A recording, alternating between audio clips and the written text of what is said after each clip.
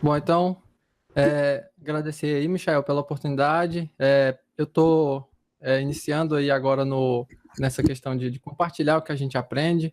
Não sou palestrante nato e nem vivo disso, mas eu espero que eu consiga transmitir aí esse Get Started para a galera que está tendo esse primeiro contato com o MongoDB e com o banco de dados no SQL. Então, meu nome é Marcos Vinícius, eu sou desenvolvedor web full stack, vai fazer uns 10 aninhos aí que eu mexo com isso, que eu trabalho com isso, sempre aprendendo, e eu gosto muito de compartilhar o que eu aprendi ao longo desse tempo, mesmo porque facilita bastante a jornada de quem está começando. Atualmente eu estou trabalhando em alguns projetos pessoais, alguns de startup também, e eu estou utilizando bastante o que eu vou falar aqui hoje. E se você já é um cara que conhece, que domina, com certeza vai ser interessante, porque vai lembrar de alguns conceitos novos. Então, a nossa agenda é essa aí. Eu vou falar inicialmente, começar com os conceitos, falar sobre alguns drivers disponíveis, sobre o download de instalação, sobre o Mongo Shell e estender aí até a parte de Aggregation Framework e recomendações. Bom, primeira parte, que é a parte que a galera do desenvolvimento menos gosta, né, que é o mais chato, é a parte dos conceitos. Infelizmente, eu tenho que falar sobre isso, mesmo porque é os primeiros passos com o banco de dados no SQL. Então, vamos definir o que é NoSQL, que é um termo bastante difundido aí na comunidade. Muita gente já está escrevendo sobre, muita gente já ouviu falar, mas também muita gente não sabe o que é NoSQL. E NoSQL, na verdade, nada mais é do que Not Only SQL, que é um termo utilizado devido à ausência de SQL. O NoSQL ele é uma categoria, tá, de banco de dados, ele é uma categoria de banco de dados, e tendem a ser bancos de dados que suportam o ambiente de cluster de forma mais eficiente, tá? Ele foi criado primordialmente, o termo NoSQL, e utilizado nos primórdios por dois caras, um chamado Carlos Strons e outro chamado Eric Evans, tá? E quando eles usaram esse termo, a ideia era fazer referência a um tipo de armazenamento de dados open source, alternativa ao modelo que já existia, que é o modelo relacional tão conhecidos por nós aí. Bom, e por que eu deveria utilizar esse tal desse NoSQL? O que é esse NoSQL, já que é uma categoria de banco de dados? Por que eu devo utilizar banco de dados no SQL? Bom, um dos motivos mais fortes é porque ele não se prende à modelagem. Quem já trabalha com banco de dados relacional sabe que antes de iniciar qualquer aplicação é necessário preparar o setup todinho de banco de dados, ali, criar aquelas estruturas de tabelas, de campos e tipar aqueles campos, coisa que não acontece quando você utiliza banco de dados no SQL, porque eles têm um esquema flexível e eu vou detalhar isso um pouco mais para frente. O kickstart dele também é muito rápido, é realmente um kickstart fast, então é muito fácil iniciar com banco de dados no SQL, principalmente o MongoDB, que eu vou abordar um pouquinho mais para frente. Esses bancos de dados, categorizados como NoSQL ou NoSQL, são bancos de dados de alta performance, tá? Então eles vão te facilitar muito a vida na questão de desenvolvimento, de novas funcionalidades. São bancos de dados altamente escaláveis, projetados para isso, e eu vou explicar de que tipo de escalabilidade que eu estou falando nos próximos slides aí. E aí, o que é o MongoDB, então? NoSQL é uma categoria de banco de dados não relacional. E o que é o MongoDB? O MongoDB é um banco de dados, né? É um banco de dados NoSQL, NoSQL. É um dos bancos de dados dessa categoria. Não existe só ele. E aí, aqui um paralelo é que em algumas bibliografias vocês vão encontrar o NoRel ou o NoSQL ou até mesmo o próprio termo não relacional, que ambos significam a mesmíssima coisa. São bancos de dados não relacionais, tá? Esses bancos de dados são orientados a JSON, então a documentos, nesse caso documentos JSON, como é o caso do MongoDB, a estrutura deles, dos documentos do MongoDB são JSON, e aí eu vou mostrar esses documentos mais para frente também. São bancos de dados, como eu disse, de alta performance, eles são otimizados para modelos específicos de chave-valor e para padrões de acesso que permitem essa maior performance, essa alta performance. São escaláveis, e quando eu falo de escalabilidade, no contexto dos bancos de dados não relacionais, eu estou falando de escalabilidade horizontal, usando clusters distribuídos. E aí você você tende a economizar e a gastar menos, porque na escalabilidade vertical você teria ali servidores muito caros para implementar. Então, no caso dos bancos de dados NoSQL, que são feitos para isso, para escalabilidade horizontal, onde você vai trabalhar com vários clusters, eles acabam sendo mais fáceis de se implementar e de se escalar em aplicações em produção. É de esquema aberto, então ele é flexível, ele possui esquemas flexíveis que permitem o desenvolvimento de aplicações de forma mais rápida e mais interativa também por parte do desenvolvedor. Ele é um banco de dados open source, o que é muito bom, então ele está disponível para a galera aí. E dentre os bancos de dados não relacionais, o MongoDB é só um deles, porém o MongoDB, dentre todos os bancos de dados não relacionais, ele é o banco de dados mais utilizado atualmente pela comunidade. Então você vai ver que o MongoDB ele é o quarto, aí, segundo essa estatística do Stack Overflow, que está lá no Insights do Stack Overflow. O MongoDB ele está aí junto com outros vários bancos de dados relacionais e outros bancos de dados não relacionais. Você vai ter aí o Redis, o Elasticsearch, vai ter o Amazon DynamoDB, que também é um banco de dados não relacional, e você vai ver que ele também está aí competindo com bancos relacionais, que são bancos de longa data, aí, como o MySQL, o SQL Server, o Postgre. Então, o MongoDB, apesar de ser um banco de dados novo, relativamente novo, ele foi lançado em fevereiro de 2009 pela empresa Degen. Então, quando ele foi lançado, que é 9 anos atrás, até hoje, durante esse período, ele já está ocupando a quarta posição entre os bancos de dados mais utilizados pela comunidade, e dentre os NoSQL, ele é, com certeza, o mais utilizado. E, além disso, isso se deve também ao fato de que ele é um banco de dados de multiplataforma. Ele foi desenvolvido na linguagem C++, o que acaba possibilitando aí essa multiplataforma, ele rodar em multiplataformas. Mas tudo bem, o MongoDB é um banco de dados não relacional, e quem que está usando esse MongoDB? Ele é o quarto mais utilizado pela comunidade, mas quem que realmente está usando o MongoDB em produção? Quem pode servir de case para a gente que está começando, que está conhecendo esse banco, essa nova tecnologia agora, para a gente estar conhecendo esse banco de dados agora? Bom, aí são algumas, tá? Apenas algumas das empresas que têm rodando banco de dados em aplicações próprias em produção. Então tem grandes aí como o próprio GitHub, recentemente comprado pela Microsoft, tem o eBay, tem Adobe, Bitly, Cisco, Foursquare, Apontador e várias outras que estão disponíveis no site da MongoDB. Eu deixei o endereço para quem quiser dar uma conferida. E um caso bem interessante de uso do MongoDB em produção é o caso da EasyTax, porque algumas pessoas entendem que os bancos de dados não relacionais, eles são uma apologia ao esquecimento dos relacionais, ou seja, tem muito dessa guerrinha de eu uso banco de dados não relacional ou uso banco de dados relacional. Usar banco de dados não relacional significa abandonar o velho banco relacional. Não, na verdade, não é isso, tá? Um case muito interessante é o da EasyTax. Eles rodam MongoDB em produção no aplicativo deles, e em paralelo com o MongoDB também rodam um banco de dados relacional, ou seja, eles trabalham com os dois muito bem. O banco de dados não relacional ele é uma alternativa para a resolução de problemas em que muitas vezes o banco de dados relacional não te permite, por causa do enrijecimento da estrutura. Quando você tem tipos de dados muito variáveis, às vezes um banco de dados não relacional vai resolver muito melhor o seu problema do que um banco de dados relacional, mesmo porque existe uma economia de memória, um aumento de performance e vários outros fatores aí que contribuem para o uso do banco de dados NoSQL. E uma das outras coisas que a gente avalia bem antes de começar a utilizar uma nova tecnologia é entender como é que está a maturidade dessa tecnologia diante da comunidade, diante de quem desenvolve, diante de quem trabalha realmente com essas aplicações em produção. Então, os drivers de uma ferramenta, nesse caso do banco de dados MongoDB, eles dizem muito a respeito da maturidade. Eu já posso adiantar que a comunidade já está uma comunidade bastante madura nesse sentido, tem vários grupos no Facebook aí sobre o MongoDB, tem bastante artigo escrito, bastante curso gravado, a bibliografia que você vai encontrar quando procurar é muito grande. A própria documentação em si já é bem rica, mas a comunidade já mostrou que abraçou de verdade essa tecnologia e está usando.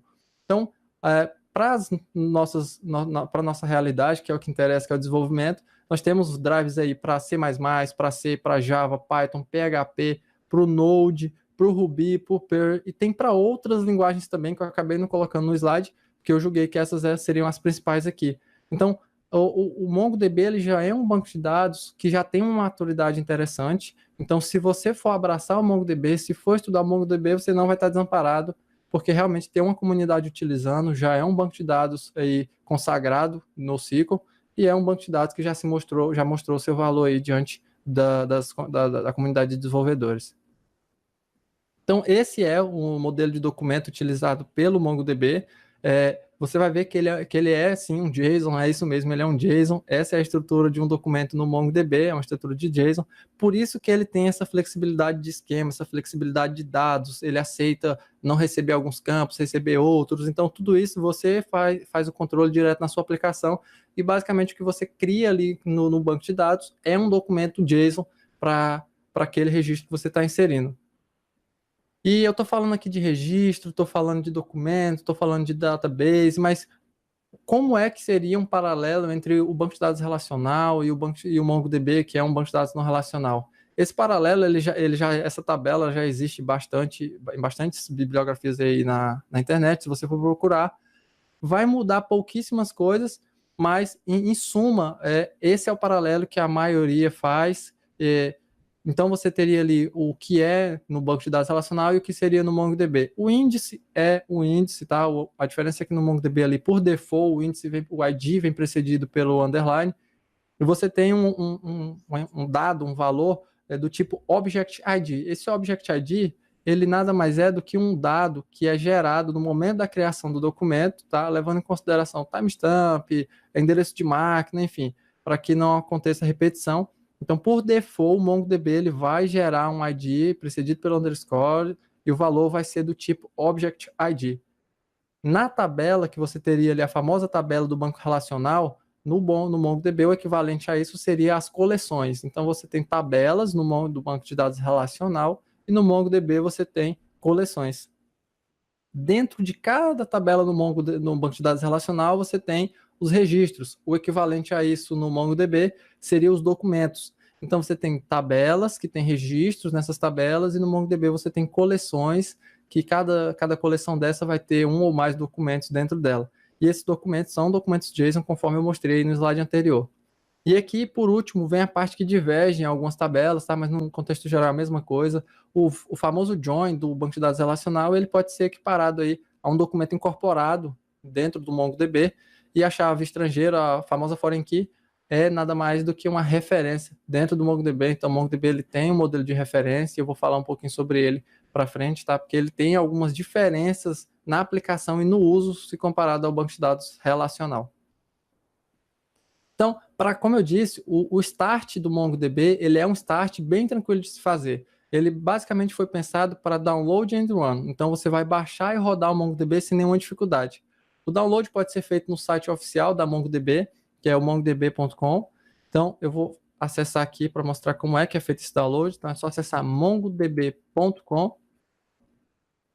Carregar do site, é só clicar em Get MongoDB. Rolou um pouquinho aqui. Community Server, e aqui você vai ter a opção para download para todas as plataformas. Como eu disse, ele é um banco de dados multiplataforma, tem a versão do MongoDB atual, no momento dessa live aqui é a 4.0.3, e eu instalei ela recentemente, e aqui você teria a versão do sistema operacional. Então tem para Linux, tem para Windows, tem para iOS. Nesse caso, a partir do momento que você escolhe a versão, é só clicar em download e ele vai baixar um arquivozinho compactado. Eu vou voltar aqui pronto, no meu Finder. Quando você baixar o MongoDB, ele vai vir compactado. Uma vez que você descompacta, você pode renomear a pasta, que é a pasta que contém os binários do MongoDB, que é realmente a aplicação. Então, eu sempre prefiro, eu adotei esse padrão de renomear para o nome Mongo e tracinho versão. Por quê? Porque quando eu fizer a atualização para uma nova versão, eu consigo criar uma outra pastinha ao lado dessa, com a versão mais recente, de repente por uma feature nova, ou uma que deixou de ser utilizada pela Mongo, e aí eu só removo essa pastinha daqui. E para que eu consiga ter essa dinâmica de atualização de versão do banco de dados, dos binários, sem perder os meus registros cadastrados, o que eu faço? Por padrão, quando você rodar o MongoDB, ele vai criar uma pastinha aqui dentro chamada DB. Então, quando você cria essa pastinha, ela está criada dentro da pasta padrão da aplicação. Então, se você deletar essa pasta, todo o seu banco de dados, com coleções e documentos, vão ser deletados juntos. Para que isso não aconteça, eu recomendo, é uma boa prática, criar no mesmo diretório, ali no paralelo ao diretório dos binários, uma pasta que você pode dar o nome que preferir. Eu costumo usar o nome data, porque remete aí aos dados que vão ser registrados aqui. E aí, na hora de executar o MongoDB, eu simplesmente referencio aquela pasta e os meus dados ficam registrados lá. Se porventura eu vier a precisar fazer a atualização do banco de dados, eu não perco as informações que eu já cadastrei. Então você abriria o terminal, é só acessar aqui, lá no meu caso está dentro de aplicações, tools, MongoDB e acessar a pasta bin, que é onde estão os binários. Se eu der um ls aqui, eu vou conseguir ver todas as aplicações que estão disponíveis para mim dentro da pasta dos binários do MongoDB. Então, não sei se está dando para ver legal aí, não sei se está pequeno. Qualquer coisa, me dá um feedback que eu aumento a fonte aqui. Tá legal, dá para ver, sim. Bacana, bacana. Então, para rodar o MongoDB, para startar o MongoDB, você não precisa de nenhum outro serviço. Você viu que o download é bem tranquilo, é só descompactar e salvar numa pastinha. Então, o que você vai fazer, basicamente, depois disso aqui, é acessar o MongoD, passar a flag --dbpath. Isso aqui, essa flag, ela vai indicar o caminho para a pasta que o Mongo vai utilizar para salvar o banco de dados e todas as suas coleções e documentos. Então, nesse caso, como eu estou dentro da pasta bin e a minha pasta data ela está no mesmo nível do diretório do MongoDB, então eu vou voltar duas pastas aqui e acessar a pasta data. Então, é só rodar o MongoD --dbpath e o caminho para a sua pasta e dar um enter aqui que ele já startou o MongoDB. Então, o MongoDB já está rodando aqui para a gente. Vou abrir uma nova guia aqui, vou deixar o MongoDB rodando lá. A minha guia já caiu no diretório bin do MongoDB. Se eu der um ls aqui, você vai conseguir ver isso. Então, tá aí, o MongoDB já está startado. Vou voltar aqui para o slide. Bom, e aí a gente entra na ferramenta que vem por default quando você faz o download do MongoDB, que é a ferramenta chamada MongoShell, que é uma ferramenta de linha de comando para que você possa interagir com o MongoDB, criar registro, criar tabelas, criar banco de tabelas, criar collections, criar databases, tudo através dela. Isso é muito útil, principalmente quando você está em fase de aprendizagem, familiarização com o MongoDB. Não é utilizado, obviamente, em produção, mesmo porque se você executar um comando errado aí, pode acabar destruindo ou prejudicando o banco de dados em produção da sua aplicação. Então, quando você acessar o MongoDB, o MongoShell, para rodar os comandos, a primeira coisa que você vai fazer é trabalhar com a questão do database. O primeiro comando aí do slide é o comando db. Quando você executa esse comando db, ele vai te mostrar qual que é o banco de dados em uso atualmente. No momento que você faz o download e a execução do banco de dados do MongoDB, ele, por padrão, ele já vai criar um database chamado teste. Por padrão, esse banco de dados vai vir vazio. Então, utilizando o comando use, você pode criar um novo database ou você pode alternar o database que você está utilizando para um que já existe. Então, isso não tem nenhuma discriminação na hora de executar o comando. Se o banco de dados já existir, com o comando use, espaço, o nome do banco de dados, ele vai fazer o switch para esse banco de dados e vai começar a utilizar ele. Caso o banco de dados não exista, ele vai criar um novo e faz o switch para ele também, mesmo ele estando um banco de dados vazio. Ou seja, no exemplo do slide, eu fiz um use MongoTalk, no momento que eu executei esse código, não tinha esse database, ele criou o database e acessou o database de forma totalmente automática, instantânea, sem erro, sem perguntar nada, ele simplesmente cria e acessa o banco de dados vazio. E é por isso que o MongoDB ele tem esse quick start muito rápido. Então, para você que é desenvolvedor, que quer começar a utilizar bancos de dados não relacional, ou tanto que é simples você utilizar, você não precisa se prender a criar um database, definir um usuário, você não precisa de nada disso. Você simplesmente executa o banco de dados, bota a aplicação para rodar, como eu já mostrei no terminal, e pronto, é só começar a utilizar. E aí, criado o database, aí a parte das coleções, que seria o equivalente às tabelas. Como eu disse, você não precisa criar previamente essas coleções e nem definir estruturas para elas. Você pode simplesmente começar a trabalhar dentro do MongoShell e executar comandos referentes às coleções. Os principais comandos, nesses primeiros passos que você vai aí engatinhar com o MongoDB, os 3 primeiros principais são esses aí. É o db.createCollection, esse comando ele vai criar uma nova coleção, tá? Então você passa o create collection e o nome da coleção que você quer criar, nesse caso users, é uma boa prática sempre manter o nome da coleção no plural, ou definir que é uma lista, no caso de uma lista, por exemplo, user list, né? Então, uma vez que você criou o banco de dados para a coleção, para fazer a exclusão da coleção, para remover essa coleção, é muito simples também, é db. O nome da collection, no nosso caso é users, e rodar o comando drop. esse comando, obviamente, ele vai excluir a coleção, não vai te perguntar nada antes, simplesmente vai excluir a coleção. Então, por isso que eu disse que o Mongo Shell é basicamente para quem está começando, para quem está querendo se familiarizar com as operações do MongoDB, porque em produção um comando errado pode destruir aí a sua base de dados. Um outro comando também que algumas pessoas acabam utilizando bastante é o db.users, no caso o nome da collection, .rename collection. Esse comando ele vai pegar a coleção que você rodou, o comando em cima, e vai atualizar o nome dela para o comando passado aqui como parâmetro dentro de rename collection. E aí no próximo acesso, eu até acabei colocando o mesmo nome aqui, da atual para o novo, né, para o novo nome da coleção. Mas enfim, se você tivesse colocado, por exemplo, user list, no próximo acesso, db. Essa coleção não seria mais users, seria user list. Então, esses são os principais comandos e operações que você vai realizar com a coleção dentro do MongoDB. Bom, e aí, criado a estrutura de database, que na verdade é muito simples, é um comando só, use database.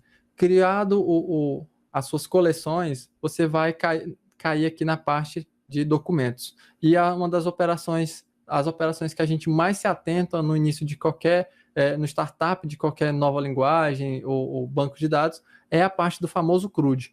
Então, dentro da criação, o MongoDB ele vai te ofertar um leque muito grande de possibilidades. Uma outra coisa importante de frisar é, dentro das operações com documentos, como de coleções, a gente utilizou o .create collection para criar uma nova coleção. Só que se você acessar fizer o switch para um novo database e simplesmente já partir para a inserção de um registro numa determinada coleção, mesmo que essa coleção não exista, ela vai ser criada pelo MongoDB. Então, imagina que a gente fez o use espaço MongoTalk. Então, acessamos o database MongoTalk e aí você já foi inserir o comando db.users.insert1. Quando você fizer isso, o MongoDB, se a coleção não existir, ele vai criar essa coleção para você. Então, não necessariamente você precisa executar aqueles comandos antes. Eles são mais para uma questão de didática, tá? De aprender como lidar com isso aí.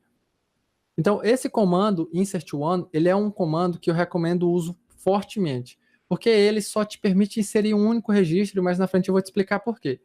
Então, acessou o banco de dados, .users, .insert1, ele vai receber aqui um objeto do tipo JSON, como vocês podem ver, é um JSON, tá? E aí você vai passar os dados que você quer cadastrar no banco de dados. Nada disso aqui foi pré-definido. Eu simplesmente criei o database, acessei uma collection e fiz um insert1 de um novo documento. Se eu quiser inserir mais de um documento dentro da minha coleção de usuários, eu vou utilizar o comando insertMany. Não significa necessariamente que eu preciso inserir mais de 2 ou mais registros. Na verdade, a única obrigatoriedade desse comando é ser um array de documentos. Então, ainda que tenha só um, você vai precisar utilizar aqui o colchete para poder fazer a inserção desses documentos, se o comando for o insertMany. Então, o comando insertMany insere múltiplos documentos, como vocês podem ver aqui. E se eu quiser inserir um ou múltiplos documentos, eu ainda tenho uma outra alternativa, que é o .insert. O .insert, se você passar apenas um objeto, ele vai criar um documento. Ou você também pode passar um array de objetos, tá? Aqui dentro do próprio insert, e ele também vai aceitar esse array de objetos e vai fazer a criação desses documentos. Então, na verdade, o insertMany e o insert1 nada mais são do que aliases, né? Então, você roda um insert por baixo dos panos para um documento ou para múltiplos documentos, se for o insertMany. E como que é feita a atualização, o famoso update, dentro de um documento no MongoDB? Aqui é a parte mais complicada, mais delicada um pouco de uso do MongoDB. Então, se você está começando, é importante entender que o famoso update, aqui no MongoDB, se você rodar simplesmente o comando db.users.update, ele não vai realizar o famoso update que a gente já conhece. Então, por quê? Nesse comando aqui, o update, o primeiro parâmetro que ele vai receber é a query, é o filtro que ele vai aplicar para poder executar esse update. E o segundo parâmetro seria um novo documento. Ou seja, o que ele vai fazer é pegar o documento compatível com essa query e substituir, ele vai fazer um replace mesmo, ele vai substituir todo o antigo documento por esse novo documento que você passou aqui. Então, imagina que eu peguei aqui esse documento criado, tá? Imagina que eu peguei esse documento aqui que eu criei com nome, e-mail, CNH, profile, e eu vou fazer uma query nele aqui para atualizar. Quando eu passar aqui um e-mail igual marcosv.lealferreira@gmail.com e eu rodar esse comando, o que ele vai fazer é pegar todo o meu documento e substituir por apenas esse fragmento de código aqui, o isActive_true. Ou seja, o novo documento, o resultado dessa operação vai ser um novo documento com apenas uma propriedade, isso é claro, desconsiderando o ID. O ID não é alterado, permanece o mesmo, porém todo o restante do documento vai ser substituído pelo que é passado no segundo parâmetro aqui. E aqui outra coisa importante é, quando eu não passo nenhuma informação, somente o primeiro registro que ele encontrar vai ser substituído. Então, o update, primordialmente, ele é uma substituição. E um outro ponto importante é, por default, o MongoDB só vai aplicar essa operação a um registro, ou seja, somente o primeiro registro. Diferente do SQL, que você teria que especificar lá um limit one lá. Nesse caso aqui, não. O MongoDB, por padrão, ele só aplica no primeiro registro. Desculpa.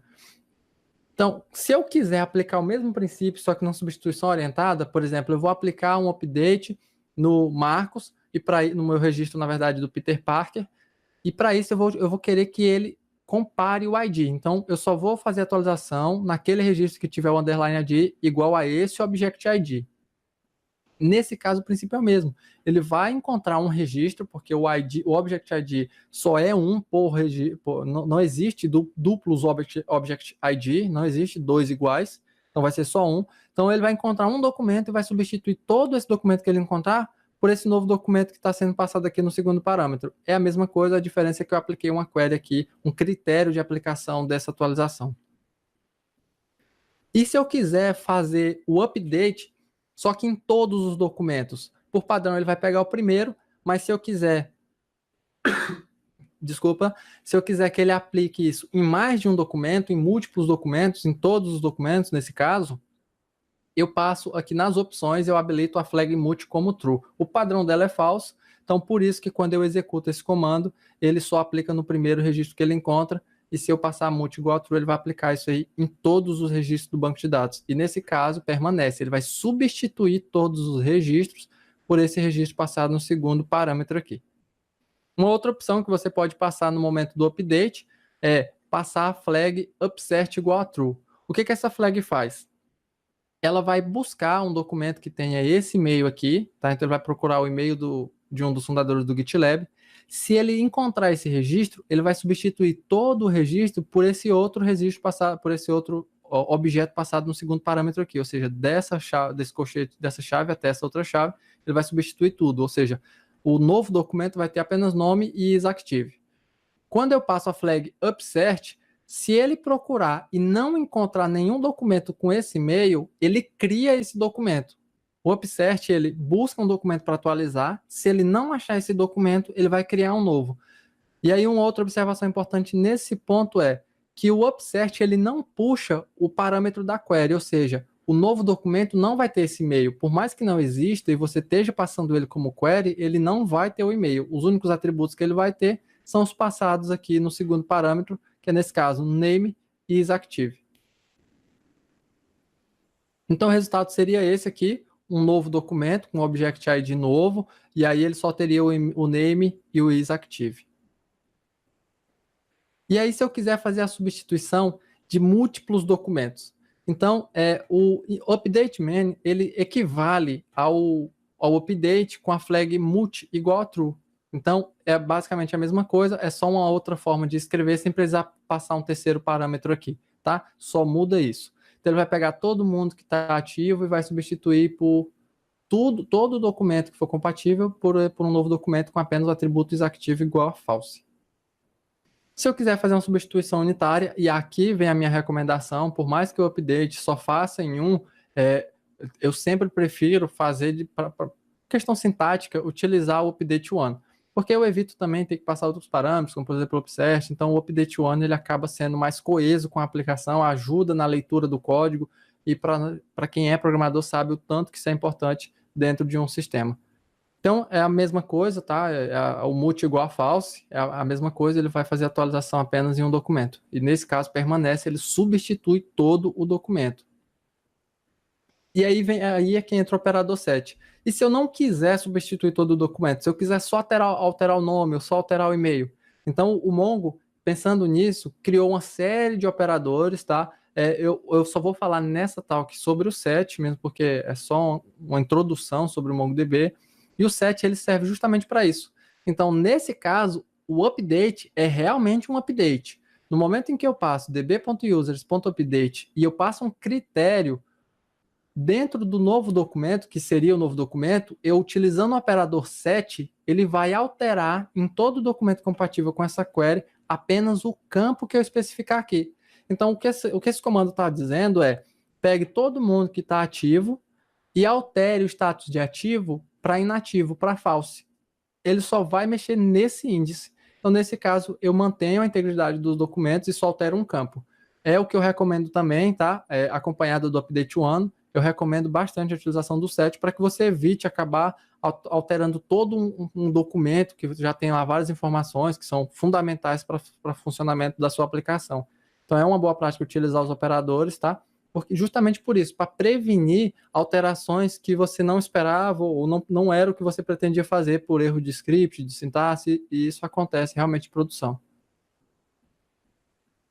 E aí tem o delete, que é a exclusão, que é uma das operações mais simples que tem de se fazer no MongoDB. Basicamente é collection.remove, então você vai pegar db.users.remove, se não passar nada, ele vai excluir por padrão tudo. Agora, tem uma opção, que é, inclusive, essa sintaxe é da nova versão, da versão 4, que é a opção just one. Se você passar essa flag como true, significa que ele só vai excluir um registro, ou seja, aqui, por mais que não tenha nenhum critério, ele só vai excluir, eliminar da coleção o primeiro documento. Caso você não queira que ele elimine todos os documentos da coleção, então, nesse caso, é só não passar essa opção, porque o padrão, o default do just one, é false. Então ele vai pegar todo mundo e vai excluir. E se quiser fazer uma exclusão, com base em algum critério, ou seja, excluir todo mundo que não tá ativo, então é só passar db.users.remove e aí o critério de remoção. E aqui poderia ser um underline ID, poderia ser um e-mail, poderia ser até um regex para algum campo de texto, que ele vai sair, isso, que ele vai excluir todo mundo que for compatível com essa query. Realmente essa parte é um pouco complicadinha, um pouco chatinha, mas a gente já vai botar a mão no código e eu vou mostrar essas operações direto no terminal. Bom, leitura e várias outras coisas, porque o MongoDB ele tem um find, o find do Mongo, que é o método para leitura, ele é um método que tem bastante coisa embutida aí, é um método extremamente poderoso e rico. Então você consegue, é por isso que ele é um banco de dados altamente performático, porque ele te dá infinitas possibilidades de leitura, que é o que basicamente a maioria dos sistemas faz na maioria do seu runtime aí. Então, o primeiro comando para a leitura de um documento é o users.findOne. O findOne, ele faz a requisição de apenas um documento.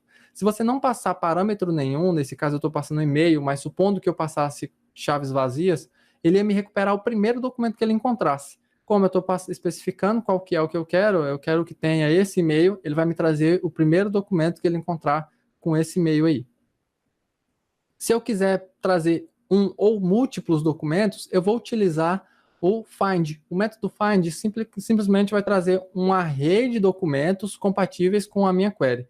A maior diferença entre o find1 e o find é que o find1 ele realmente me retorna o documento em si. Já o find, ele vai me retornar um array de documentos. Se ele encontrar 10 documentos, vai ser um array com 10 itens. Se ele encontrar um documento, vai ser um array com apenas um item lá dentro. Mas ainda assim vai ser um array. E aí você também tem a projeção. Essa projeção dentro do find, que vai como segundo parâmetro essa flag, quando você passa ela, você está dizendo para o MongoDB se você quer ou não um dado campo específico. Nesse caso, você pode configurar para, por exemplo, o password não vir por default quando você fizer um find em um usuário. Então, vamos supor que você tem um cadastro de usuários, o cara cria uma senha, e aí, na hora de recuperar os dados desse cara, por padrão, você quer que a senha não venha, mesmo porque é uma questão de segurança e é, inclusive, uma boa prática.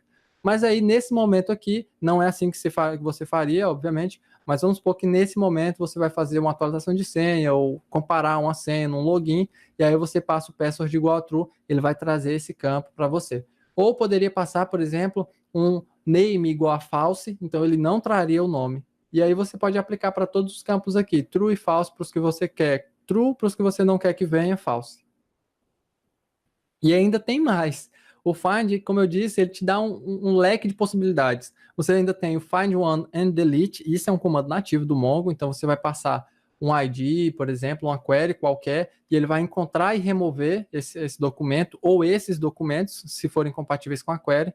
Você tem o find one and update, então é o mesmo princípio do update, só que ele vai buscar um documento e vai fazer essa atualização que for passada, tá no segundo parâmetro. Nesse caso, eu só quero atualizar um campo, que é o birthday. E tem o find one and replace, e esse sim já vai de cara fazer o replace do documento que você está passando. Não adianta passar set, que ele vai incluir o set como um campo dentro do novo documento. Então, o replace, ele realmente espera que o que vem no segundo parâmetro seja um documento. No caso do find one and update, ele aceita sim, o operador set para que você possa atualizar apenas um campo dentro dos documentos que forem compatíveis com essa query. Bom, eu não sei como eu estou no ritmo aí, se alguém não estiver entendendo alguma coisa, tiver alguma dúvida, se eu estiver falando meio rápido, pode me interromper a qualquer momento aí, viu, Michael, para me dar esse feedback. Beleza, por enquanto tá tranquilo. Então vamos seguir. Dentro do Mongo Shell existem alguns operadores, na verdade existem vários operadores, como eu disse, essa é uma questão de primeiros passos, você vai começar a engatear agora com o MongoDB, ou vai ter um início, mas não é nada aprofundado, e os operadores, que existem vários mesmo dentro do Mongo, eles servem para algumas coisas, como por exemplo, comparação. Você vai ter lá na própria documentação do Mongo os operadores de comparação. Então, você tem, esses são os principais que eu trouxe, tem outros, com certeza tem outros, mas eu trouxe esses, são os principais, e são os que você possivelmente vai acabar utilizando com maior frequência dentro de uma aplicação real. O EQ, que ele é, na verdade, um equal, né? Que é comparar um valor específico de um campo com o valor que você especificar. Então, ele vai pegar um campo, vai verificar se o valor daquele campo é igual ao valor que você está especificando na query. Você vai ter o GT, que é para ver os valores que são maiores do que algum outro valor que você especificou. O GTE, que são valores maiores ou iguais. Isso você poderia fazer, por exemplo, para, de repente, uma idade, pessoas com mais de 10 anos, ou mais, com que tenham mais ou seja maior ou igual a 18. Você pode fazer isso para pontuação. Então, esses são os operadores que você vai utilizar para fazer comparação numérica de valores maiores ou iguais e maiores do que. O operador in, ele corresponde ele retorna todos os documentos em que um dado campo corresponde a pelo menos um dos valores que você passar em uma matriz. Então, como ele funciona? Você vai pegar um campo e vai verificar se o valor daquele campo contém dentro de uma matriz que você vai especificar. Então, por exemplo, você quer, numa aplicação, você tem aí, por exemplo, profiles. Então, você vai verificar se no campo profile você tem aquele profile específico dentro de um array. Então, ele vai comparar e se tiver, ele te retorna esses documentos. O LT são valores menores que, e o LT é menores ou iguais, então é o famoso menor ou igual. O NE, ele tem uma função oposta ao do EQ, ao do equal, é o not equal, né? Então, ele vai verificar se não são iguais ao que você especificou. E o not, e o nin, né? O famoso not in, ele vai verificar se o valor de um campo específico não está dentro de uma matriz. É um pouco confuso realmente esse primeiro contato, mas quando a gente for para a prática, que você for começar a utilizar e a praticar, você vai ver que eles são operadores bastante comuns aí já para quem trabalha com desenvolvimento. Outros operadores que existem dentro do MongoDB são os operadores lógicos. Esses operadores, eles servem para fazer comparações, mas de forma lógica, para ver se as expressões que você colocar dentro da query são atendidas. Então, nesse caso, você tem o operador AND, que é o famoso ICE, todas as cláusulas que você colocar são equivalentes, são verdadeiras. O NOT, que é para ver se não são, para os documentos que não correspondem àquela cláusula, àquela expressão que você passou na query. O NOR, né, o NOR, o famoso NOR, são todos os que não correspondem a nenhuma das cláusulas que você passar, E o OR é o famoso OU, que é todos os que respondem a pelo menos uma das cláusulas que você especificar na query. E existe ainda os operadores de elemento, que é para ver, por exemplo, se um determinado campo existe. O existe, ele serve justamente para isso. Você passaria lá a query, colocaria e-mail, 2 pontos. Existes, true ou false, ou seja, existe ou não existe. Ele vai retornar os documentos que forem compatíveis com a query. E o type para verificar se um campo ele é de um dado tipo específico. Então, esses são os operadores principais aí do MongoDB, são os que você vai ter agora, esses primeiros contatos, na hora de começar a trabalhar com Mongo. E vamos de live code, né? Chega de ficar falando aí de código e vamos de fato para a codificação. Não é bem a codificação, mas, como eu disse, eu já estou no diretório bin, aqui no meu terminal, o MongoDB já está rodando aqui, já identificou a conexão. A porta padrão do Mongo, até esqueci de falar, é a 27017. Por default, é essa porta, você consegue alterar. E aí, para que eu execute o Mongo Shell, o comando é basicamente semelhante ao anterior, a única diferença é que eu vou passar só Mongo. Uma vez que eu rodei o Mongo, ele vai inicializar para mim aqui. Esse MongoDB que a gente roda no local aqui no computador, esse Mongo que você baixa, ele vem com o start muito default, ou seja, as configurações são bem básicas. Então, em termos de segurança, eu não recomendo, obviamente, utilizar essa versão que você acabou de baixar, porque é uma versão para desenvolvimento. Mas para fazer estudo sobre o MongoDB e as operações, já é o bastante. Então, se eu rodar aqui o comando db, ele já vai me exibir o banco de dados que está em uso. Como eu disse, por default, vem o banco de dados chamado teste. E aí, se eu quiser fazer o uso de um novo banco de dados, eu posso passar Mongo Talk. Esse banco de dados, ele já existe, porque eu criei durante a produção dos slides, mas eu vou criar aqui um Mongo Talks. Pronto, vou adicionar um S aqui para mudar um pouquinho. Então, no momento que eu executar esse comando, ele vai fazer o switch para esse novo banco de dados que ele acabou de criar. É um banco de dados vazio. Então, quando eu rodar de novo o comando db, você vai ver que ele já vai exibir aí o Mongo Talks. Então, o próximo passo seria a criação de uma collection, tá? Eu vou fazer aqui o que eu mencionei nos slides. Eu não vou criar uma coleção previamente. Eu vou rodar um comando de cadastro, de inserção, um insert one, e vou passar um documento. No momento que eu rodar esse comando, ele vai criar essa coleção e adicionar esse documento sem eu precisar fazer nada além disso. Então, db.customers.insert. Passar o insert mesmo. Vou colocar aqui um name. Client 1. E-mail. Client 1. @gmail.com. Então, rodei esse documento, você vai ver que ele já me deu o feedback aqui, o write result, que é o resultado da escrita, que um documento foi inserido, ou seja, o total de documentos inseridos aqui foi 1.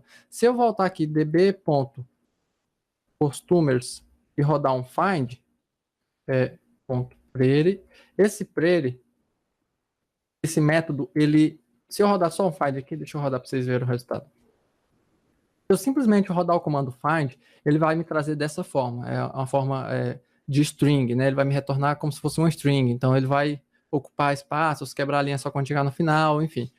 Mas para visualização de registro de banco de dados, isso não é o mais ideal, então eu posso fazer um db.customers, e para ele formatar para mim esses resultados, eu posso passar um query.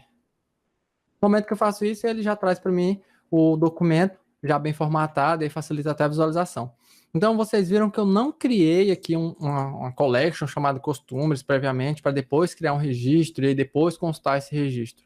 O que eu fiz já foi direto partir para a criação do registro, e aí no momento que eu criei o registro, ele viu que essa coleção não existia, foi lá e criou ela previamente. Uma outra coisa que você pode fazer também é db.customers.find, e numa outra oportunidade eu posso inclusive falar sobre conceitos mais avançados de MongoDB, mas você pode fazer um explain. Esse explain ele vai trazer algumas estatísticas da query que você executou, então ele vai trazer a versão do banco de dados, ele vai trazer qual que é a porta que está rodando, o estágio, qual que é aqui o namespace, e aí tem alguns parâmetros que eu posso passar dentro desse explain para trazer alguns outros dados, e aí você vai medir aí, por exemplo, quanto tempo está levando para fazer uma consulta numa tabela indexada ou não, Então, tudo isso você consegue fazer por aqui, pelo Mongo Shell.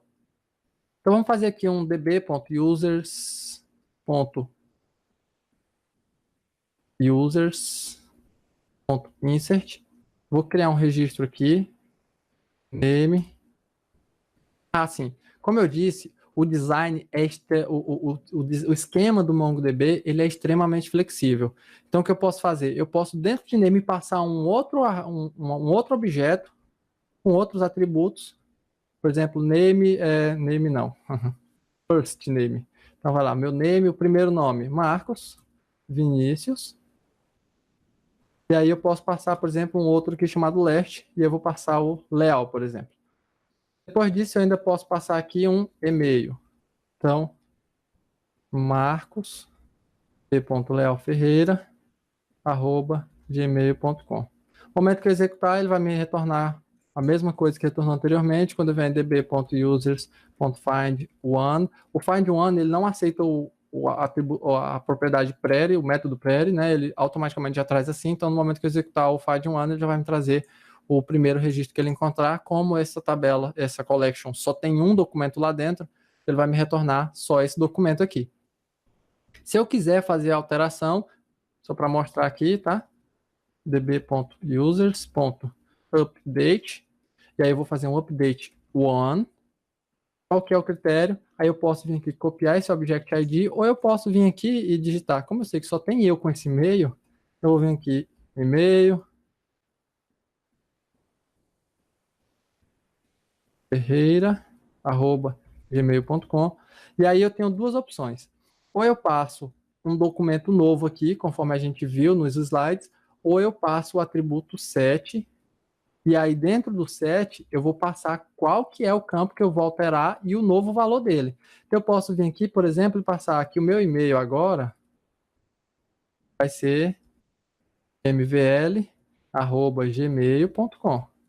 Quando eu fizer isso, ele já vai me mostrar aqui que dentro dessa query que ele encontrou um registro e ele modificou esse registro. Se eu voltar e fizer db.users.findOne, vocês vão ver que o meu e-mail já foi alterado. E se eu fizer um db.users.remove, eu vou passar um objeto vazio para ele remover todos. Ele me retorna aqui o número de objetos removidos. Se eu voltar aqui e fizer um db.users.find, ele vai me retornar, não vai me retornar nada porque não tem. Mas se eu fizer um count, aí eu posso passar um objeto vazio também, aí ele vai me retornar aqui o valor 0. O count também eu acabei não mostrando, mas o count é um método que você pode utilizar dentro de uma collection para trazer uma dada quantidade de usuários. Por exemplo, de registros, de documentos. Se eu vier, por exemplo, em customers.count, um objeto vazio, ele vai me trazer um resultado. Então, se eu inserir um novo registro e filtrar por um dado valor, por exemplo, eu quero que ele conte para mim quantos estão isActive. Então, ele vai me trazer esse valor e vai me dizer quantos estão isActive. Então, basicamente, essas são as operações que você vai conseguir fazer aqui no Mongo Shell. Tem outras, tudo está disponível na documentação, mas como o tempo já está avançando, eu vou voltar para os slides, que ainda tem algumas coisas importantes para a gente abordar aí.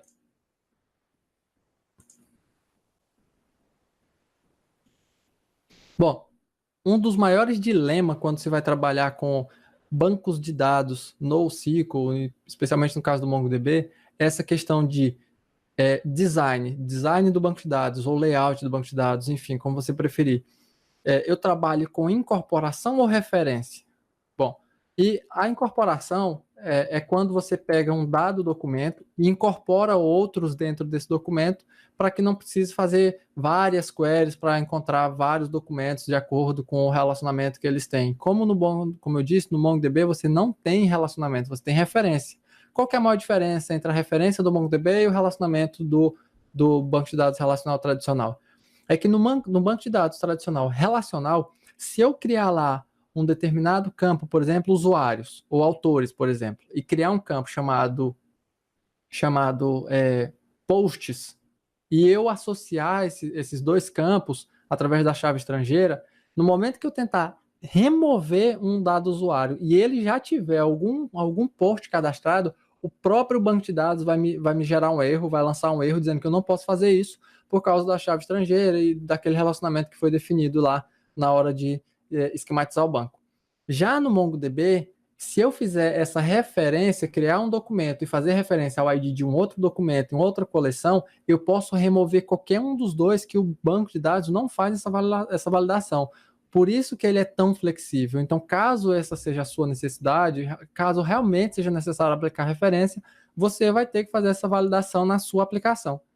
Então, imagina que o nosso exemplo, nós temos aqui uma tabela de autores, onde eu tenho um ID, um name e um e-mail, e aqui eu tenho uma tabela de posts, onde eu tenho o ID, o autor, né, que é uma chave estrangeira para autores, e aí eu tenho o título, subtítulo, conteúdo e a data de publicação. E eu ainda tenho uma outra tabela aqui, onde eu tenho os comentários para aquele post. Como é que você faria o relacionamento dessa estrutura de banco de dados usando ainda o modelo relacional? Provavelmente da forma como está aí. Associaria o post a um autor e o comentário a um determinado post. O problema é que você faria alguns joins aqui para poder conseguir trazer essas informações para a tela, dependendo do que a tela do front-end vai pedir. Já no modelo por incorporação, que é o que eu recomendo, e a gente vai falar um pouquinho sobre isso, eu teria aqui a minha coleção de posts, aí eu vou ter o meu autor, que aí aqui sim eu estou trabalhando com referência, ou seja, estou fazendo referência à tabela de autor, à coleção de autores, teria os outros dados pertinentes ao post, e aqui embaixo eu teria um array com todos os comentários. Nesse caso aqui específico, o que eu tenho são documentos incorporados. Eu não tenho um atributo chamado comentários com vários outros dentro, não. O que eu tenho aqui são realmente documentos incorporados, tanto é que cada documento aqui dentro tem o seu próprio ID e versão. Não está aparecendo a versão aqui, porque foi o primeiro cadastro, mas os documentos do MongoDB eles geram versão justamente para evitar conflito de multi-operações com o mesmo dado. Por exemplo, 2 usuários acessando e editando o mesmo post. Então, ele usa a versão para ver qual que é mais recente e validar ela na hora de fazer uma operação. E aí entra o famoso Aggregation Framework, que é um framework de agregação do MongoDB extremamente poderoso, onde, além de ter a incorporação, caso eu trabalhe com a referência, como é nesse caso, eu consigo aplicar o framework de agregação do MongoDB para fazer o que seria o join. A diferença é que eu não vou ter 2 queries, a diferença é que eu vou ter uma query só, uma única consulta já vai trazer tudo para mim. Então imagina que eu tenho uma coleção de ordens, esse exemplo especificamente, ele está disponível na documentação do Mongo, tá? Então eu tenho aqui uma tabela de ordens, onde eu tenho um item, então eu tenho um item e o nome desse item, tem o preço, quantidade e o ID dele. Como eu disse, o ID é customizado, então nesse caso aqui o ID é um número incrementado. Se eu pegar uma outra coleção e criar aqui, fazer um insert de vários documentos, lembra que eu falei que o insert pode ser uma rede de documentos? Então tá aqui um insert com vários documentos, e aqui eu tenho referência nesse inventário ao meu item, eu tenho uma referência ao item. Então você vê que não é só com ID, eu tenho referência ao item, o meu item aqui é o equivalente ao SKU dentro do inventário. Quando eu executar o Aggregate, que é o Aggregation Framework do MongoDB, eu vou ter estágios, tanto é que é um array que vai conter vários estágios. Nesse caso, o estágio que eu vou mostrar, que é o que a gente provavelmente vai utilizar mais, principalmente no início, é o lookup. Ele faz o quê? Ele pega todos os orders da tabela da coleção, né, todos os documentos da coleção de orders, e ele faz um lookup, ou seja, uma espécie de join para a tabela de inventário. E ele vai fazer isso usando que critério de comparação? Toda ordem onde o campo item foi igual a um inventário onde o campo SKU sejam iguais. Ou seja, a coleção para onde eu vou fazer referência, o meu campo local e qual que é o equivalente a ele nessa coleção que estou fazendo referência, que nesse caso é o SKU. E aí eu crio um novo atributo do meu orders, obviamente eu crio um novo atributo, para me trazer todos esses itens de inventário que forem compatíveis com esse lookup. Então, o meu resultado seria basicamente um array de documentos, e aí você vai ver que dentro do inventário eu tenho dentro de orders, além dos campos que eu já tinha previamente, ele adicionou um novo campo chamado Inventory Docs, que seria os documentos da collection de inventário que são compatíveis com com esses critérios aqui de item igual a SKU. E um ponto importante também de colocar é, aqui eu tenho um SKU igual a null. Por que ele trouxe aqui esse SKU igual a null e trouxe essa coleção aqui que só tem o ID 6? Como vocês podem ver aqui na criação, teve um que não tinha o SKU e o outro nem existe esse campo no SKU. Então por que ele trouxe? Porque ele fez a comparação e ele viu que eu tinha um orders aqui sem o item. Então se não tem item, é nulo. Então nulo bateu com o item do inventário de ID 5 e com o ID 6. Por isso ambos saíram aqui nesse inventário que não tem o item, certo? Ambos não tem item. E a equivalência disso no SQL é só para você ter uma noção da diferença que seria, ou tanto que é muito mais simples utilizar queries como MongoDB ou Aggregation Framework, que é muito mais fácil fazer do que utilizar no SQL. E vem aquela famosa perguntinha, mas qual que seria o melhor esquema, então, para quem está trabalhando agora, decidir que vou trabalhar com Mongo? Qual que é o melhor esquema? Bom, o melhor esquema é aquele que vai te proporcionar uma gravação eficiente, uma leitura eficiente, é sempre criar dados pensando na leitura desses dados, tá? É aquele que atende melhor às suas necessidades, as necessidades do projeto e da aplicação, é aquele que é pensado para ser escalável, ou seja, você tem um projeto hoje que tem 7, 8, 9, 10 collections, mas se esse projeto estourar para 30, 40 collections, porque o projeto cresceu, como é que isso vai ser no momento que você começar a escalar a sua aplicação, as queries como vão ficar, as consultas como vão ficar, a escalabilidade, performance, tudo isso você pensa na hora de definir um esquema. E o melhor esquema é aquele que tem menos queries e que tem mais resultados. Índices utilizados da forma correta, não sair soltando índice em cima de tudo. Tem até alguns artigos sobre essa questão. Índices demais sobrecarregam a aplicação e prejudicam muito a performance. Então, usar índice só onde realmente merece e precisa de um índice. Bom, dê preferência, isso aqui é uma filosofia que eu levo comigo, dê preferência à incorporação. Se não der, aí referência. Então, tente incorporar tudo em um documento só para que com uma única query simples você consiga obter todos os dados que a sua aplicação precisa. E aí você não só faz referência quando realmente não tiver como escapar dela. E aqui alguns conceitos para a gente finalizar, já estamos chegando no finalzinho. Réplica set. Esse é um conceito que você vai, como eu disse, os bancos de dados no SQL, eles são pensados para trabalhar em ambiente de cluster de forma mais eficiente. Então, como que eles fazem isso? Existe um conceito no MongoDB chamado de réplica set, que nada mais é do que cópias do mesmo banco de dados em múltiplos servidores. Isso ajuda na alta disponibilidade, é questão de escalabilidade, sim. Então, réplica set é um conceito que um termo que você vai ouvir falar em alguns casos, mas lembre-se, nada mais é do que cópias do mesmo banco de dados em múltiplos servidores. E um outro termo bastante famoso também, bastante utilizado, é o sharding. Atualmente, a EasyTax trabalha usando MongoDB e sharding, tá? Eles fazem sharding por região. Então, como é que funciona? Você pega as coleções e divide essas coleções para melhorar ainda mais a performance. Mas por que eu faria isso? Por que eu pegaria uma coleção de documentos e ratearia em duas, por exemplo?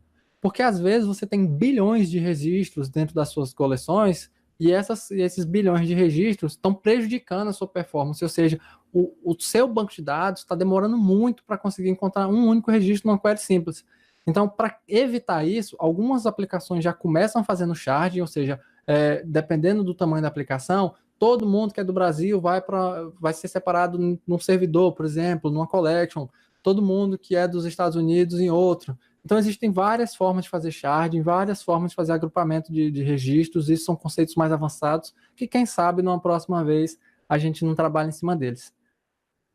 E aqui, eu vou deixar as minhas recomendações, são recomendações pessoais, baseadas no que eu já uso, eu já estou há 3 anos trabalhando com MongoDB, rodando MongoDB aí, e dentre os drivers que existem, eu recomendo fortemente para quem trabalha com Node, especialmente, o uso do Mongoose.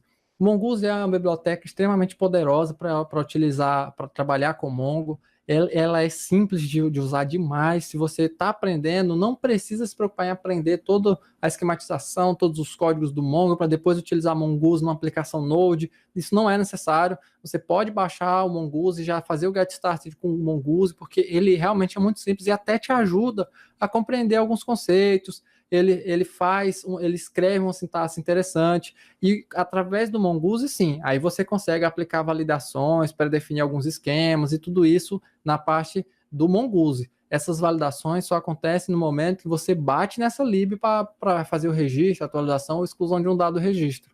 Isso não se estende ao banco de dados, é o Mongoose que faz isso. Então ele vai ter muitos validadores aí built-in, vai te dar a opção de criar novos validadores. Então é a que eu recomendo. E é uma biblioteca que é mantida por vários desenvolvedores e que está em constante atualização.